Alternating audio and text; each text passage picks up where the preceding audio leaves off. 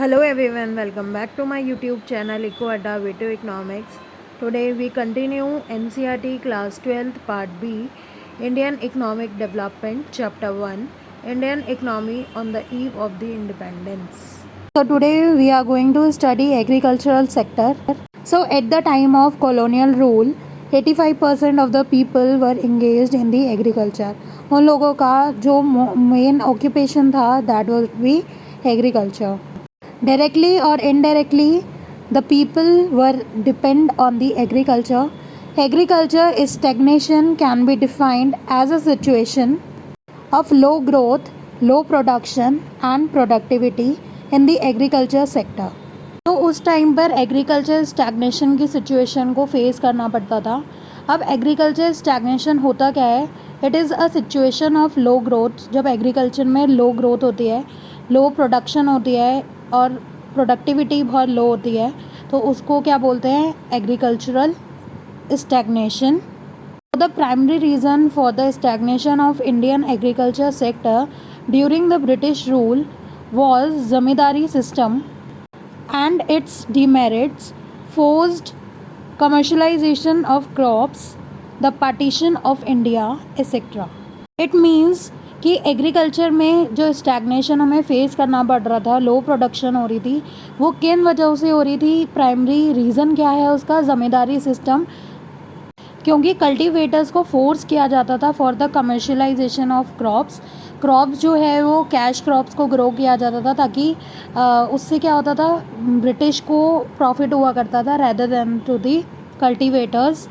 और agriculture stagnation partition of India की वजह से भी आया था.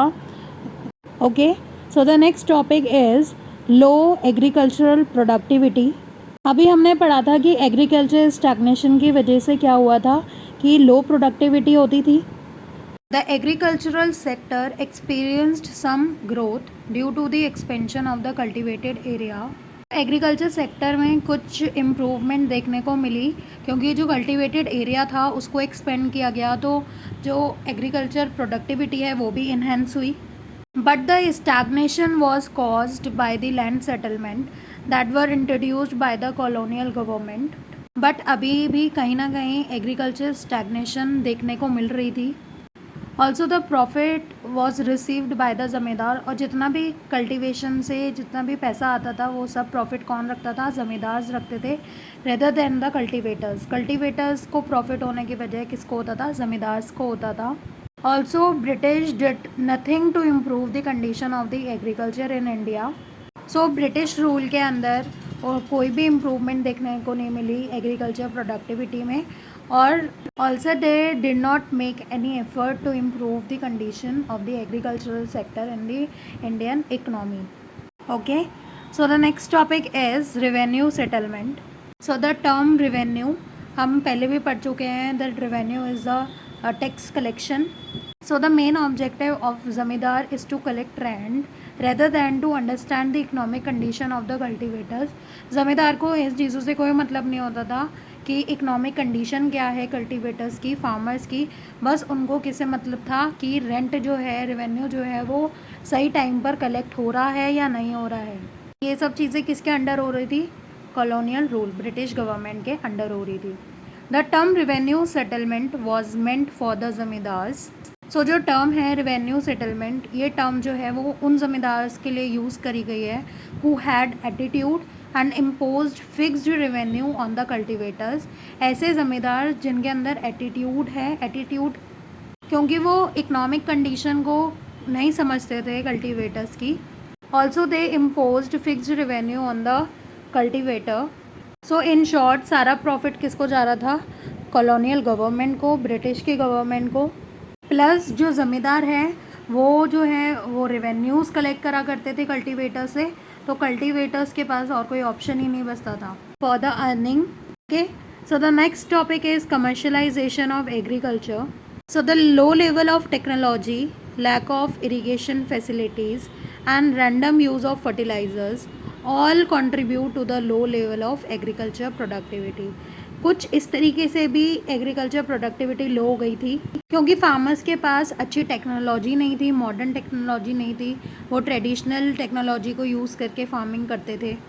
Also there was lack of irrigation facilities and they use randomly the fertilizers which causes the low level of agricultural productivity. So the meaning of term commercialization in agriculture, that it is a phenomena where agriculture is governed by commercial consideration, that is certain specialized crops begin to be grown not for the consumption in village but for the sale in national and even in international markets. Okay, so the commercialization of agriculture मतलब crops को commercialise करना यानी कि sell out करना. अब जो है farmers जो हैं वो सेल्फ कंजम्पशन के लिए ग्रो नहीं कर रहे हैं, अब वो सेल आउट करेंगे नेशनल और इंटरनेशनल मार्केट्स में. So the commercialisation of agriculture in India begin during the British rule. तो ब्रिटिश रूल के under he commercialisation of agriculture जो है इंडिया में स्टार्ट हो गया. Okay, so the topic of agriculture sector is over now. I hope ये session आपको समझ आया होगा. तो thank you so much for watching this video. Also comment down if you have any query regarding this video. So if you like the effort and the content, please like, share and subscribe to my channel. And don't forget to press the bell icon for getting the notification of the upcoming videos. Now see you in the next video. Thank you.